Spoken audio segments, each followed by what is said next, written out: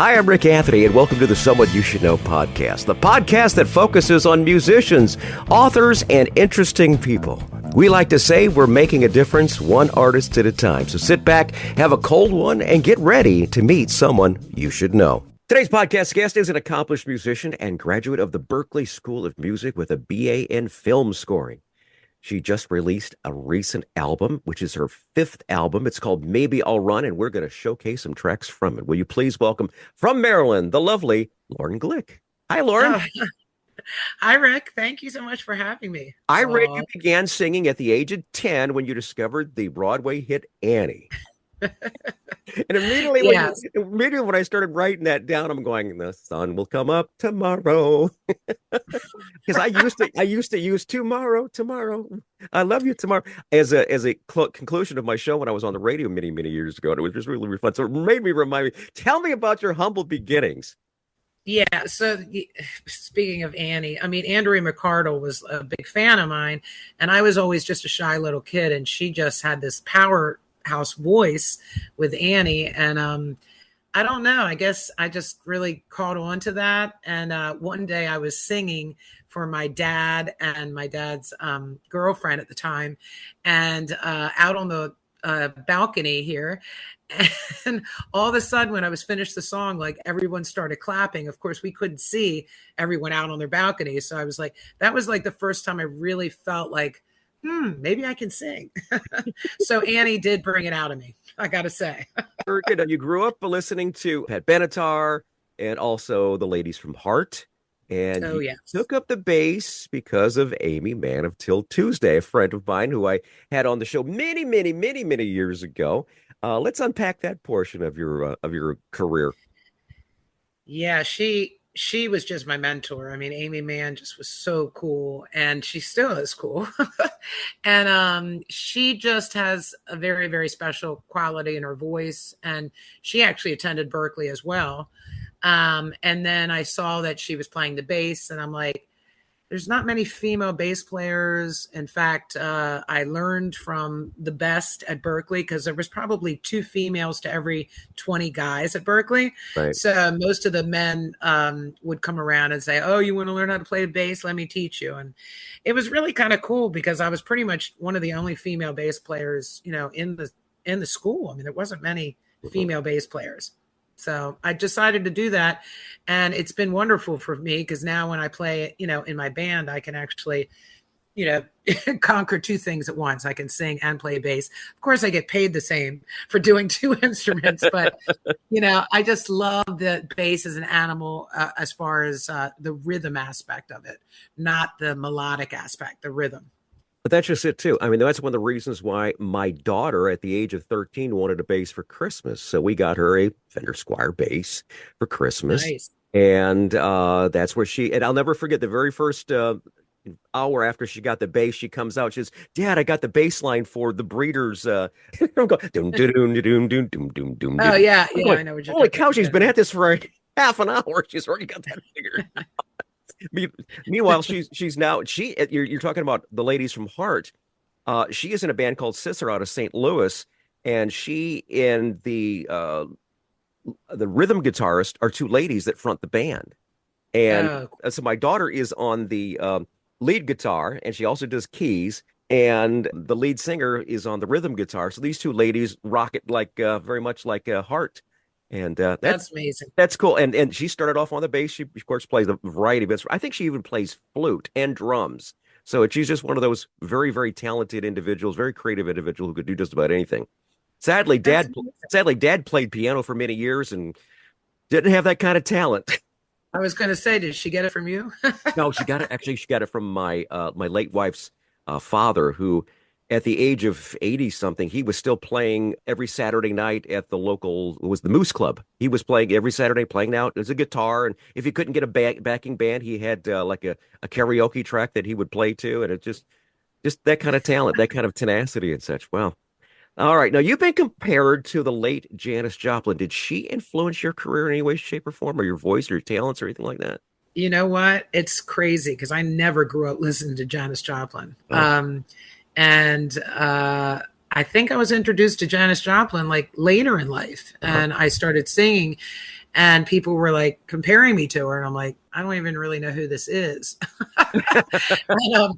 And then I would, of course, listen, and I get it. I don't really have quite the rasp that she has in her voice, but I do have the soul. She sings from the depths of her soul, and everything I do is like that. That's just how I feel about my voice. I sing from the depths of my soul. Well, we're going to hear some of that as we start talking about the new album. Maybe I'll Run is the name of the latest album. How does it compare to your previous albums and EP? So maybe I'll Run is, I mean, myself personally, I see so much growth in the album. The prior album to that was called Lush, and it was called Lush because lush means growth, not alcoholism. Everyone's like, why are you a lush? I'm like, no, it means growth. But and then maybe I'll Run just takes it a step further of just looking kind of back on my life. It's a lot of true stories, a lot of really, really neat stuff. I lost my mom when I was 19 to suicide. So there's a song on there about a true story about how we build up to the way she leaves us. And it's a pretty powerful song. And then there's some other stuff on there. Maybe I'll Run the title track. That song is about the kind of fighting the, I don't know how I say it, fighting two different lives, me being a mother of 4 and me going on the road. And it's like, maybe I'll just run, or maybe I'll stay home with my kids to their surprise is the lyrics. And it's a really cool tune. So I think what I'm trying to say in a nutshell, maybe I'll Run compares to the rest of the albums. It's a little bit more mainstream, but bluesy, that bluesy quality. And people are really digging it. So I'm very, very excited about it. I mean, I think you learn each time you do an album, something. First track we're going to feature is Set Me Free. What's the backstory on Set Me Free? It's about a girl that is with a guy that is not treating her well. And she just decides to say, set me free. I'm no longer the girl I used to be. I have a little bit of strength. I have a little bit of growth under my belt. And I'm moving on. Very good. All right. We're going to play that song right now. Set Me Free from the lovely Lauren Glick right now on the Someone You Should Know podcast.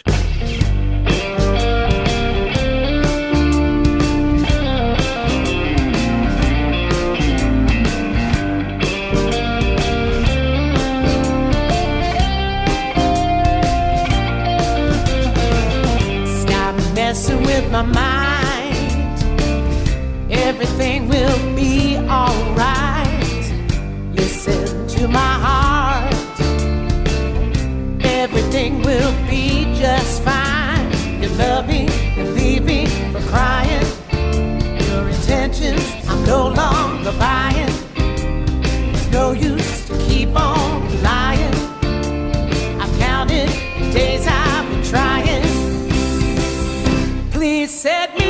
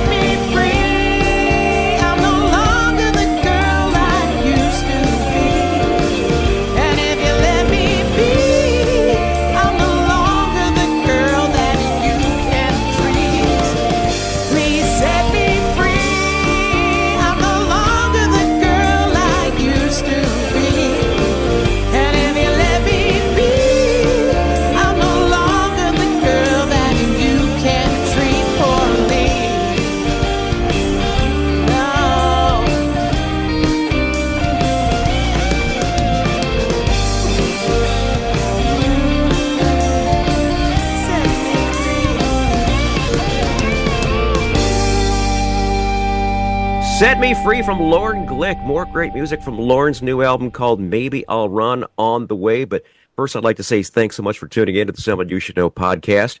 We're on the World Wide Web at someoneyoushouldknowpodcast.com. There you're going to find our recent news, our archive of past episodes, and a whole lot more. As a matter of fact, more than 160 episodes are in our archive, so be sure to check some past episodes, and maybe you might have missed something along the way.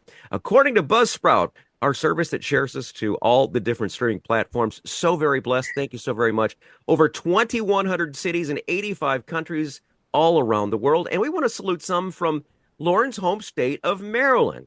Aberdeen, Annapolis, Calvary Heights, Gwen Oak, Middletown, Millersville, and even your hometown of Ocean City. Ocean City, Maryland. A big 10-mile span. The Someone You Should Know podcast. Heard wherever quality streaming audio is available. We're speaking with Lauren Glick from Ocean City. How's things in Maryland? Maryland is doing fine, and especially in Ocean City, Maryland. So it's a resort town, and it's beautiful. It's 10 miles long, and it just lays right along beautiful ocean and beach. So, and I'm about half a mile from the beach. So I'm loving Ocean City, Maryland. Lauren, you've opened for America and the Beach Boys and Cheap Trick, and you have a lot of local festivals you really love, the Sunfest, the Springfest, and the Freeman Stage. What's been your high watermark so far? What would you say has been the one that, I can't believe I played that particular gig or played with that particular person? Oh, definitely Cheap Trick. Cheap Trick was one of the first bands I ever saw, so it was just really cool to open up for them. And then this is kind of a funny story. At the end of our gig, I lost my cell phone. I was on stage with us, and I was freaking out because Cheap Trick was getting ready to come out on this big stage. The lights were going to go down, and I'm like, my phone's gone. So I'm looking for my phone panically and in a panic, and Rick from Cheap Trick actually was talking to me, which I had no idea. He was behind me going, Lauren, and I'm like, I'm looking for my phone, please, just wait, I'm just trying to get off the stage and everything. And then someone goes, Lauren, do you know who's talking to you? I'm like, no. And they go, Rick from Cheap Trick. I'm like, and he had so many kind words. Loved the show that we put on and asked me to come backstage and hang with him. And that was definitely the highlight of my career so far, for sure, just because he was that was the first band I ever saw. They're very humble. They're very humble individuals too. They're amazing. Get a chance to talk with Robin and of course Rick. And anytime you want to mention it, get on his good side, just mention guitars, because the man's got umpteen guitars, and he's just. He does. I'll never forget. I happened to be on the island of Guam, and part of some type of tour. Cheap Trick comes to town. My late wife was working in the promotions department at the radio station, and she and another DJ had to babysit them. They got to the airport. The road manager and was just absolutely tired. He says, "Here's the keys. Here's the keys to our boys. Just make sure that they get back to the room tonight." And the guy said, wow. "Just take me to a bar." And they just talked and drank. And my wife said, "Oh, the stories, you missed out on all the great stories." And it's like, yeah, having to go to bed early so I could be on the radio the next morning. So I missed out on the whole thing. Those guys were really something very, very, very special. So that's really cool. I'm glad to get a chance to see an open for Cheap Trick. Being the talented musician you are, and like you said, a mother of 4, and you also teach yoga and kundalini and voice and piano lessons. Very busy lady. Question I have is, how do your kids react to you being mom, the musician? Not well. So they're just like, they're kind of embarrassed of me. I mean, to be honest with you, they did come to a show, I think last year with their friends, and they're only 14. They'll be 15. So I think they were 13. And, that's a primal age of, like, Mom, you're just not cool. So they did come, I have to say, and they did watch the band, and they were kind of, excited about it. But really deep inside, I think they're more embarrassed, to be honest with you. Well, that's that age, though. But the thing is, when they get in their 20s, they're going to come back and say, "Mom, I'm so proud of what you did during that time frame." I mean, to my kids, there was never a time that they didn't know Dad was on the radio. And, I would actually have them on my show, doing drops and stuff like that. You're listening to the Saturday showgram with my dad, Rick Anthony. And I'd say, "Oh, thanks, Sean." And she goes, "Thanks. Where's my $5?" You know? So, Now $50. Where's my $50? yeah, absolutely, absolutely. Yeah. And she says, "I work for SAG-AFTRA. Where's where's my fee?" All right, let's talk Well, about another song that is on your album called sure. Maybe I'll Run. This one is called "Who Do You Think You Are?" Great piano work on this one. What's the backstory on "Who Do You Think You Are"? Yeah. So piano is my second instrument. I call bass my first, but I did play piano on that track. And Who Do You Think You Are is about people, to be honest with you, people that are, I don't know, rich, poor, tattoos, no tattoos, piercings, whatever you have. That does not define who you are. So I talk about who do you think you are, with a studded up with all those tattoos. Like, in other words, come down off your high horse just because you have tattoos. And I have a lot of tattoos myself, but so I'm not cutting on people with tattoos, but I'm saying I'm using it in a more deeper sense where it doesn't matter what you have, we're all the same. All right, very good. From her album called Maybe I'll Run, here's Who Do You Think You Are? Lauren Glick on the Someone You Should Know podcast.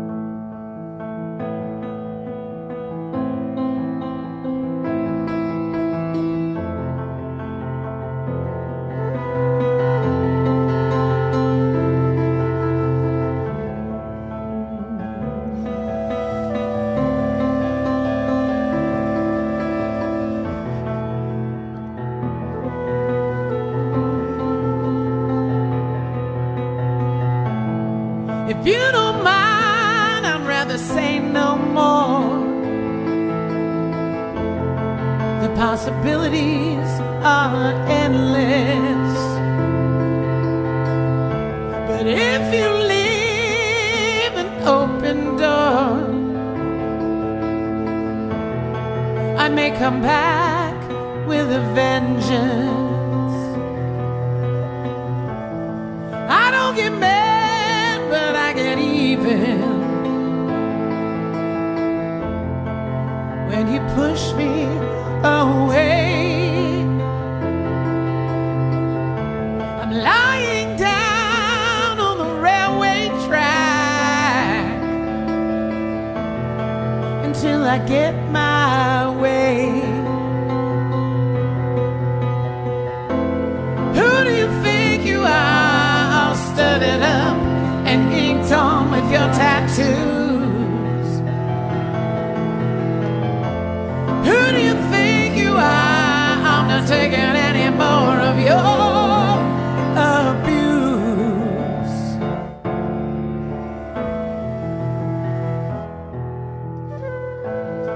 Don't want to cause you any trouble.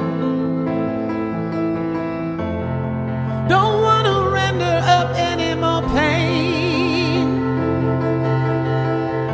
Before you junk us up and throw away the key, let me try to explain.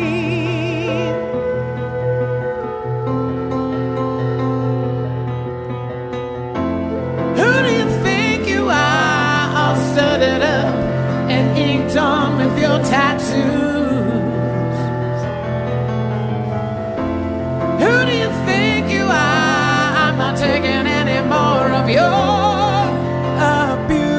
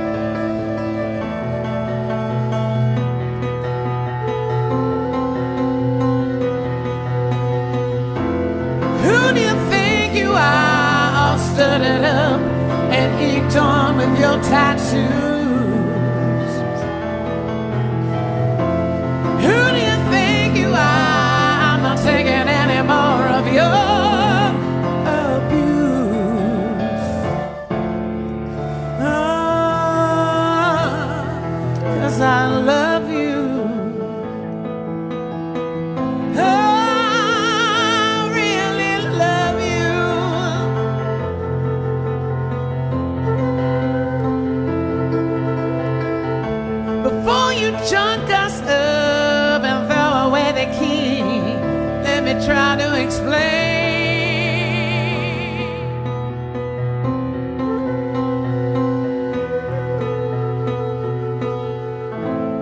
Who do you think you are from Lauren Glick? Great music right there. Now, Lauren, we talked a few minutes ago about the fact that you opened for America and Beach Boys and Cheap Trick. This next section is called Tales from the Road. Now, these are those infamous road stories where things didn't go quite as planned. Now, you kind of mentioned the fact that you were on stage with Cheap Trick there and you lost your phone. Do you have another one in your holster for us, or is that your Tales from the Road? I've had a smooth road experience, I Very guess. good. Well, you're lucky. You're very lucky. I've had so many weird things from people saying that, I plugged my amp in and all of a sudden the whole fuse blew for the whole building. Or I wound up getting to one gig and realized that they had canceled that gig and now I'm supposed to be across town. Well, it's funny you mentioned that because I just thought of something as you said that. I actually went on stage at the Freeman stage, was one of the biggest stages here in my area. And I had my bass plugged in and I so wanted to sing Bobby McGee without the bass. I was like, God, can I just have like a moment to just sing and wail? Because when you have that bass around your neck, it's pretty heavy. And I play a Federa bass, which is one of the heaviest basses out there. And I just won't change it because it's just too beautiful. It's got the abalone butterfly and I just love the bass. But anyway, I was like, God, I'm like looking up in the sky going, can I just have a moment just to sing? And it's kind of funny. I get on stage and we were opening with Bobby McGee, of course, one of Janis Joplin's best. And I start to play and there's no bass. And I'm like, oh my God, what do I do? And, I was like, okay, I guess God listened to my story. I took the bass off and I just wailed. I just sang. So that's kind of a funny story because I was praying that would happen and it did. There you go. There you go. I got to just sing. So I took that heavy thing off. Very good. Very good. And the bass did come back in a little bit later, right? Oh, yeah. Okay. Yeah. After I waved to the sound man, I'm like, hello, can I get my bass? I mean, and they did come back the next song, but it was just kind of funny. I was able to just sing Bobby McGee. That's what I wanted to do. There you go. Very good. What's on tap for spring and summer this year? What do you got that we should know about? Oh, we've got a lot of great things. Of course, Ladybug Fest is a big festival in this area. And we're hoping to be a part of that this year. We were a part of it last year. Also, the Maryland Folk Fest. So just kind of spreading out a little bit, getting away from, a little bit of the bar scene and doing some more shows is really what is on the agenda for this year. I have a manager now, and that's really helped me out as far as, doing some of that side work that I just don't have time for. So he does all kind of the backstage stuff, him and his wife, and they're a wonderful couple that I met through my music, and they just took a liking to me. So they're like silent backers / managers, and so they've really helped me out a lot.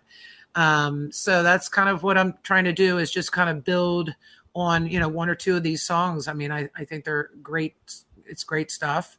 I think everything in my as far as lyrically, people can relate to. It's very relatable, and people can learn from it. Very good. Very good. No, I know you're not making a whole lot of money on Spotify. Let's talk about how people can buy your music or find out where you are. Let's talk about your socials and how people can stay in touch with you. Sure. So I have a website and it's really easy to remember. It's laurensings.com. So LAURENSINGS.com because I sing. And then I have a Facebook page which just has my name, Lauren Glick. Or if you're more interested in the band, it's the Lauren Glick Band because I also play solo, but I also play with other musicians. We're getting ready to do an incredible show at MSA Studios where we can only have like 35 people and it's by tickets only. And it's a show where we're actually in the studio and they're creating a podcast. So it's a live album. And it's very exciting. That comes up March 5th. And that's sold out. So that's kind of cool. And then you can go to Instagram. I think I'm on there with my name, Lauren Glick. So all over TikTok. Very good. What we'll do is we'll find them all and we'll make sure they're down in the show notes. So if you're driving right now and wondering, oh gosh, what was that she just said? Actually, be down in the show notes. And what you do is just click on it and it'll take you directly to Lauren's socials because we don't want to miss out. And as far as purchasing music, obviously on Spotify, I make a whole 0.0004 cents every time. I know. Isn't that wild? I talk about that. Yeah, yeah. So what you But do? we're She actually put her songs on a loop and listen to it all day long. And she, at the exactly. end of the I day, love that. she might have like 2 or 3 pennies. Great idea, Rick. I love it. We're getting ready to hit 100,000 streams, so that's cool. The album's only been up a short period of time, so we're building a good fan base. The whole coronavirus thing really helped me because I did a lot of shows online and met people from all over the world. So that is where, when that started happening, that's when I feel like I started to turn a corner and, become more of, heading towards the national side, which is very cool for me. And also you can purchase them on my website. You just go to laurensings.com, or you can purchase them at shows. I mean, we'd love to see out in some shows and stuff that we do. So you'll find out all the socials. Yeah, information. check the socials. Check the socials because you'll find out if she's coming to a neighborhood near you this summer. All right, very good. Now we're going to wrap up this episode with the title cut. Now you kind of alluded to it earlier. Maybe I'll Run is the title, and it involves your feelings between going on the road or being home with your kids, or Yeah, I mean, let's delve into that. I always said I wish I had two lives, because I chose at a very young age to have children. So I got pregnant when I was 25, which is pretty young, and I had my son. And I love motherhood so much that at that time I would have gone on the road, but I didn't. So I wrote a song that kind of tells the story of sort of the yin and yang of being a mother and maybe going on the road. It's really cool. Awesome. I'm really excited about it. Maybe I'll Run is the name of the album. Make sure you go out and find it and get a couple hundred copies for you and your family. All right, very good. Lauren Glick's been our guest today on the podcast.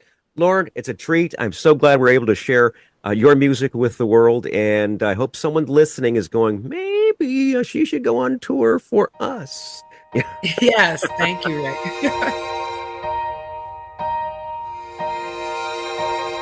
Isn't it funny that the pride you had disappeared last night in thin air? Was it really worth it to be drunk, dumb and stupid, lonely, broken and bare? Isn't it sad that the one night we had, we forget the next day? I will stay in my bed and lay with a broken heart instead. Maybe I'll run, maybe I'll cry, maybe I'll get myself together and try. Maybe I'll find ways to pass the time. Maybe I'll stay home with my kids to their surprise. Isn't it peaceful to get rid of the evil, to clear my mind, to remain steady and strong? I will try to sing along to the aftermath of pain. Maybe I'll run, maybe I'll cry,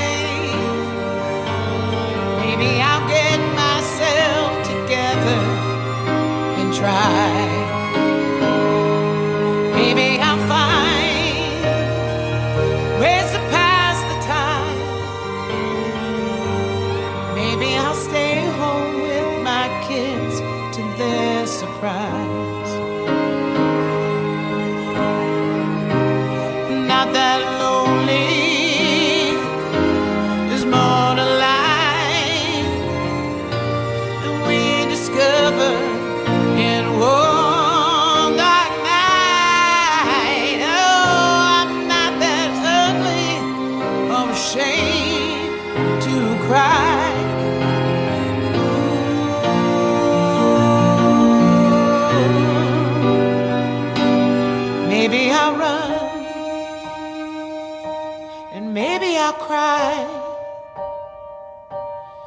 Maybe I'll get myself together and try.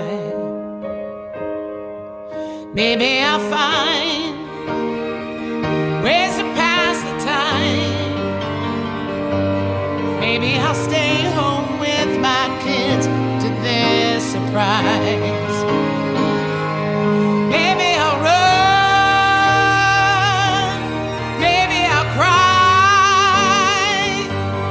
Maybe I'll get myself together and try. Maybe I'll find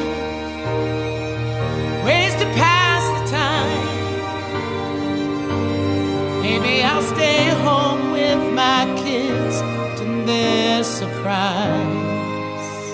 Hi, this is Rick Anthony, thanking you again for listening to this episode of Someone You Should Know. Now, if you're an aspiring musician or an established musician that's looking for a little exposure, I invite you to drop us a line at someoneyoushouldknowpodcast@gmail.com. That's someoneyoushouldknowpodcast@gmail.com. Also, I invite you to tell a friend about the Someone You Should Know podcast. I thank you for tuning in this time, and I invite you to check us out next time on the Someone You Should Know podcast, because you never know who's going to show up.